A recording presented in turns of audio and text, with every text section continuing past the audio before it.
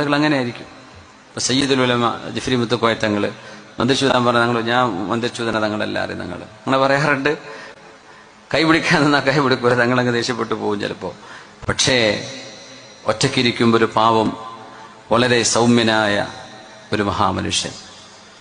ചില ആലിമ്യങ്ങളുടെ രീതിയാണ്. അഹമ്മദ് ഹംബൽ തങ്ങൾ അങ്ങനെ, അത് റിവായത്ത് എനിക്ക് തോന്നിയപ്പോ ജിഫ്രി തങ്ങളുടെ പോലെയാണല്ലോ പഠിച്ചവൻ. അഹമ്മദുൽ ഹംബൽ തങ്ങളുടെ ചരിത്രം വായിക്കുമ്പോൾ അതിൽ ഇത് ഒരു സാമ്യത കാണുന്നുണ്ടല്ലോ എന്ന് തോന്നിപ്പോയി.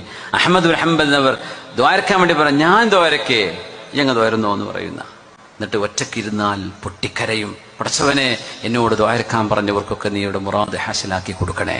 പക്ഷെ ആർക്കും കൈ കൊടുക്കാൻ നിൽക്കൂല. അഹമ്മദുൽ ഹംബൽ എന്ന് ഓടിക്കളയുന്ന അങ്ങനെ ആളുകൾ അങ്ങനെ ആയിരിക്കും. ഇപ്പൊ സയ്യിദുൽ ഉലമ ജിഫ്രി മുത്തുക്കോയ തങ്ങള് മന്ദിരച്ചൂതാൻ പറഞ്ഞ ഞാൻ മന്ദിരച്ചൂതന തങ്ങളെല്ലാവരും അങ്ങനെ പറയാറുണ്ട്. കൈ പിടിക്കാൻ നിന്നാ കൈ പിടിക്കൂല, തങ്ങളങ്ങ് ദേഷ്യപ്പെട്ടു പോകും ചിലപ്പോ. പക്ഷേ ഒറ്റയ്ക്കിരിക്കും